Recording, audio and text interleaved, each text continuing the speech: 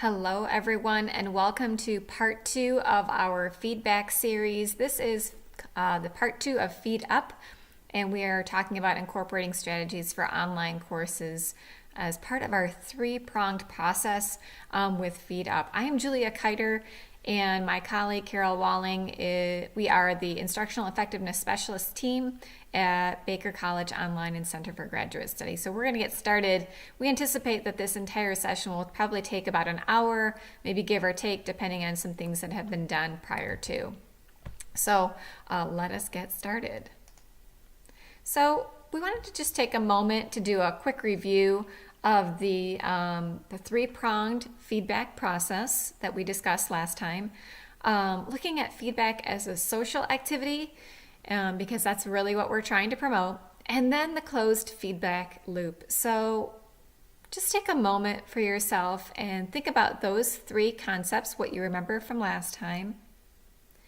And you can even jot those down for yourself or look at your notes, because those will be helpful in anchoring our conversation today as we do review those concepts and then move that forward.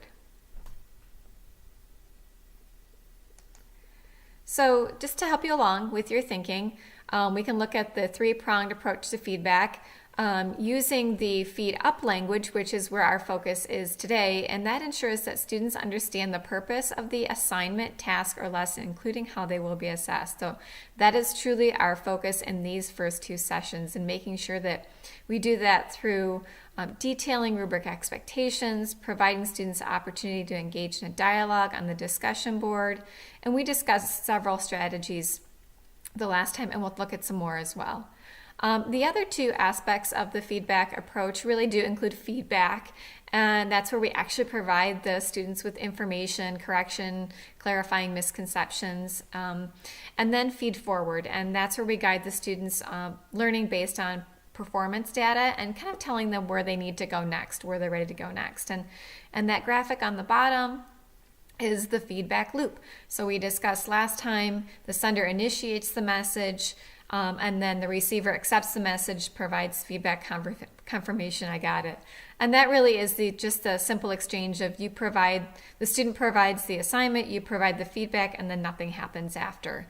And we want to include is the sender verifies the message is received. So that will come later when we talk about feed forward. And engaging students in the learning by your guidance, but also their feedback on that guidance. Okay, so that kind of helps us just with a brief understanding of the three-pronged feedback approach as well as the closed feedback loop. You know, with regard to the feedback as a social activity, Feed Up as a social activity, one of the things that came out of the articles that I shared in the previous session was this approach of a cognitivist approach versus a socio-constructivist approach. And this might go along with your thinking. Some things I was thinking about as a practitioner, just along the lines of, where am I? What is the cognitivist approach? And that's basically the student provides, demonstration of learning, and I'm going to provide them with all of my knowledge to support the student in saying you're right or wrong. And so really the communication becomes very one way. I'm going to provide you with information, and I really don't know what the student does with it. The socio-constructivist approach really, it starts with that activity, but it's more inquiry-based and social, so that I become part of the conversation, but other students become part of the conversation as well. So it really broadens the resources available to students, and it really allows them to expand their repertoire of resources that they can get feedback from. So that cognitive approach is just like it's right or wrong, I'm going to give you the answers. And that socio-constructivist approach is really engaging in a dialogue. And we're not suggesting that one is better than the other, but to give you a context, we are moving more toward the socio-constructivist approach. That does work with regard to, just the academic side, not just the academic side of it, but also in the real world of work. And we know that Baker really does pride its graduates on having those experiences, so we want to really encourage that. But I want you to put your faculty cap back on just in terms of this professional learning and thinking to yourself, is this a mindset that maybe you are looking to shift within yourself? Do I take more of a cognitivist approach where I'm the expert in the room and providing all the information? And what opportunities do I provide myself and students to be able to use more social approaches to the feedback? So really, we talked last time about this idea of now it's establishing mindsets, and we really focused on the students, but I want you to focus on yourself. Perhaps this is a mindset that you might need to think about shifting in terms of that socio-constructivist approach. And then really with that CAP, what relevance does this learning have to that? So is it important to you to understand and develop the approaches for the socio-constructivist approach? And I'm sharing with you that yes, this would be a favorable mindset to lean toward, especially as we're talking about feedback. And finally, do instructors have the competence and efficacy for the learning? I can do it. And that's really the whole point of these sessions, is to give you the confidence and the competence and the efficacy to feel like, okay, we've walked through these sessions with the IAS team. I have quite a few resources to lean on, to take into account, and some strategies that I can use in this approach. So wanted to shape that because last time it really was an aha moment for me to think about, what really is the mindset that the faculty are using to approach this professional development. So just a few other aha moments. Last time you took a survey.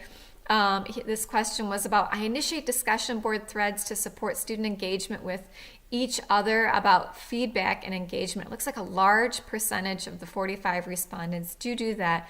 Initiate discussion boards to support students engaging with each other about feedback and engagement. So this might come early, this might come in the middle of the term, it might come weekly if that's part of your process. So I was glad to see that. In addition, I post an announcement for students to understand why I provide. That's that relevance that we just talked about, and that why you're providing feedback the way that you do, but do students understand that? And that had a kind of a wider range that some do, some don't. Some do it more deliberately than others. So something to think about depending on where you found yourself falling in those ranges. And keeping in mind that I'm sharing this data with you as an instructional tool. So say, for example, you did the same thing with students. You gave students a survey and you would want to share that information with them to kind of launch into their next learning. We're kind of going through that three-prong approach right in the midst of this feed up. So think about what additional thoughts or insights you might have regarding just these two questions. If you had a chance to fill out that survey, and even if you didn't, looking back on it now, what are some thoughts that you might have moving forward? And we're going to take this next aha moment to really shape our thinking. I'm going to show you 3 sample action plans that I just pulled randomly from the ones that were submitted, and I want you to frame your thinking about how is this a feed up strategy based on what you know, and how does this promote social exchange with students. So here's an example of a composition and creative writing instructor. She wants to focus on feedback expectations, and she says, I would like to create a video and a written document that would explain why feedback is given and how to use feedback. Is this a feed up strategy? And keeping in mind that a feed up prepares students for what's expected, including going over the expectations. So creating a video, explain why feedback is given and how to use feedback. And I would lean toward, yes, this is a feed up strategy. And how does this promote social exchange with students? Well, that one might need a little bit more enhancement in terms of the strategy. So she says, I would love to see students realize the value of feedback and how they can learn from feedback. Well, how do we measure that? And what social opportunities do we provide students to allow them to share their realizations of that feedback? So maybe just a little tweaking on this one here as far as promoting the social exchange with students.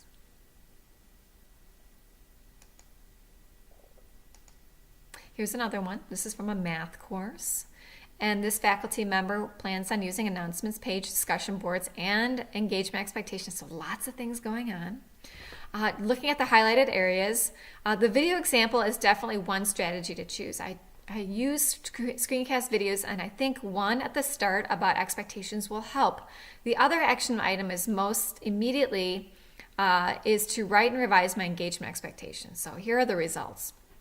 I hope students will better understand what my expectations are for them and what they can expect from me. I hope that students will read and incorporate their feedback on future assignments. The videos will help associate their instructor as a real person and not just some distant or virtual body. Is this a feed up strategy? Does this prepare students for the expectations? I might lean toward yes. It is helping students realize through the engagement expectations, but also through the screencasting, depending on the content. And how does this promote social exchange with students? This one's really interesting. And I don't have a direct answer, but just to kind of jog your thinking a little bit, this idea of creating a real person and this image and the voice that's attached to it really does foster an opportunity for social exchange for students. Imagine just an audio recording. While that might humanize it a little bit more than just text, adding that video feature really does add more of a human element and really opens the opportunity for the exchange with students, maybe not in the immediate, but overall as the course progresses. And if this faculty member decided to do it on a consistent basis, I would imagine that students would equally chime in with similar types of feedback. Okay, here's, I must have missed one, so I've got one more here. This is the Management 1110 course, looking at feedback expectations. I plan to ask students questions about the feedback I provide to make sure they are reading it and to see ways to improve the quality of feedback. Is this a feed up strategy? How does this promote the expectations that students will engage in? So asking questions about the feedback kind of already is on the back end. So this might be more of a feed forward strategy than a feed up strategy. And while it has its place, for feed up, we want to make sure that students are prepared to receive the feedback, knowing that you're going to be asking questions. And how does this promote social exchange? This would definitely promote social exchange with students, but more on the feed forward side of it. So I wanted to share with you those 3 examples just to demonstrate your own action plan and thinking about, is this really a feed up strategy? And then, is this an opportunity for me to engage in dialogue with my students, but also students with each other? Okay? At this point, you should have accessed your action plan that you have received in an email from me, as well as any evidence that you may have collected so far in your course.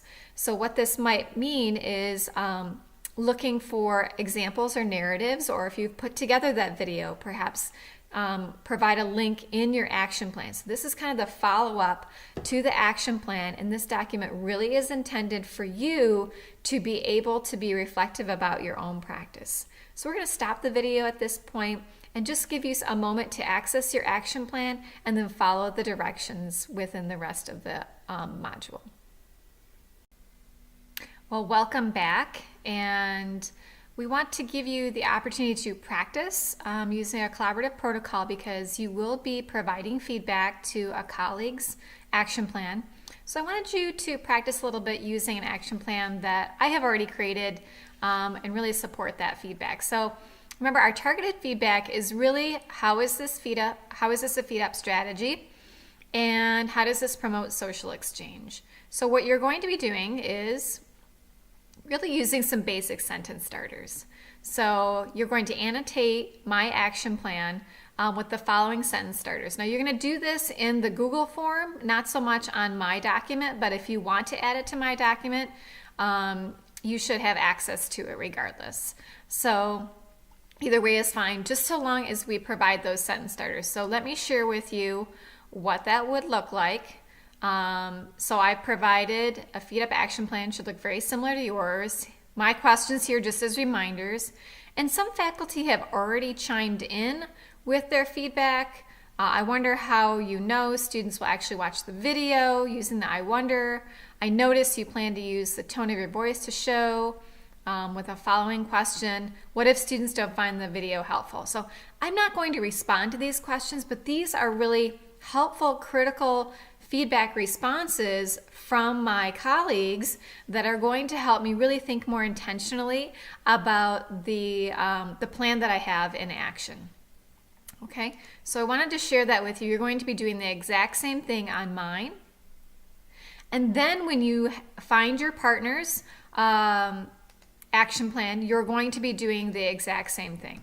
Okay, so use those exact same sentence starters when you access the Google Sheets to be able to find your partner, and you're going to be doing the exact same thing. I would probably suggest 1 or 2 feedback comments, and you can mix it up however you'd like. Really focus on that. If we don't focus on that, it may come across as expertise.